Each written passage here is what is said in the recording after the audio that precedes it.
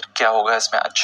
दीप शानदार कंपनी है Yes, और दमदार लिस्टिंग की भी आप उम्मीद कर सकते हैं। पहले आपको बता दूं QIB कैटेगरी में 60 गुना बढ़ा था इशू, HNI में 16 गुना और रिटेल में लगभग 11 गुना, कुल मिलाकर 39 गुना इशू बढ़ा है, यानी कि बहुत ही बढ़िया हुआ है। 145 से 155 रुपए की रेंज में मैं उम्मीद कर रहा हूँ कि लिस्टिंग होगी और 119 रुपए का इशू प्राइस है, तो उसके मुकाबले में अच्छी खासी प्रीमियम के साथ लिस्टिंग होगी। और हमारी राय भी यही थी कि रीजनेबल लिस्टिंग है और लॉन्ग टर्म के लिए लगाएं।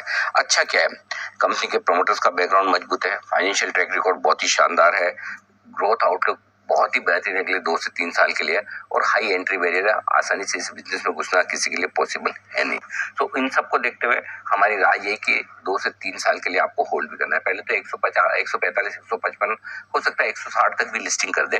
बाजार थोड़ा अच्छे उतना मजबूत नहीं है, अगर बाजार मजबूती के साथ खंके देता तो 160 तक भी चले जाता लिस्टिंग पर, ऐसा मेरा मानना है। लेकिन मजबूत लिस्टिंग होगी ये आप मानकर चल सकते हैं। 145 से 155 की लिस्टिंग की है और जो लोग लॉन्ग टर्म इन्वेस्टर्स हैं, बिल्कुल ये stock must have in portfolio kind of है। अच्छा, इसको आप बेचने की हड़बड़ी और जल्दबाजी न करें, 3 साल के व्यू से इसको अपने पोर्टफोलियो में रखें। और इसकी वजह है कि कुछ जो नई कैपेसिटी आ रही है, जो इनके 2 पोर्ट हैं और 12 टर्मिनल्स हैं, उसका इम्पैक्ट आपको नजर आएगा 2 से 3 सालों में। और ये बिजनेस बढ़ने वाला ही है, इस बिजनेस में कमी आएगी नहीं। इंडिया की ग्रोथ स्टोरी को रिफ्लेक्ट करने वाला बिजनेस है।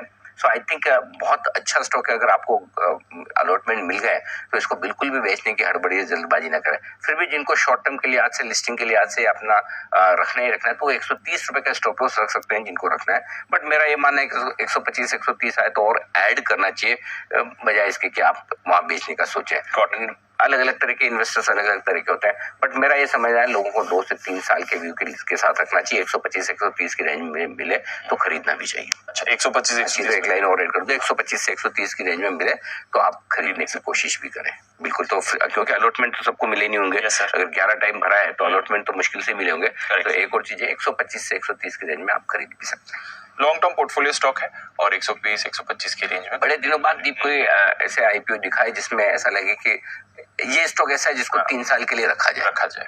पोर्टफोलियो स्टॉक एकदम बिल्कुल वो पोर्टफोलियो स्टॉक टाइप है। Got it sir. चलिए, ये है आपके लिए JSW इंफ्रा, अपनी पारी आज शुरू करने के लिए तैयार।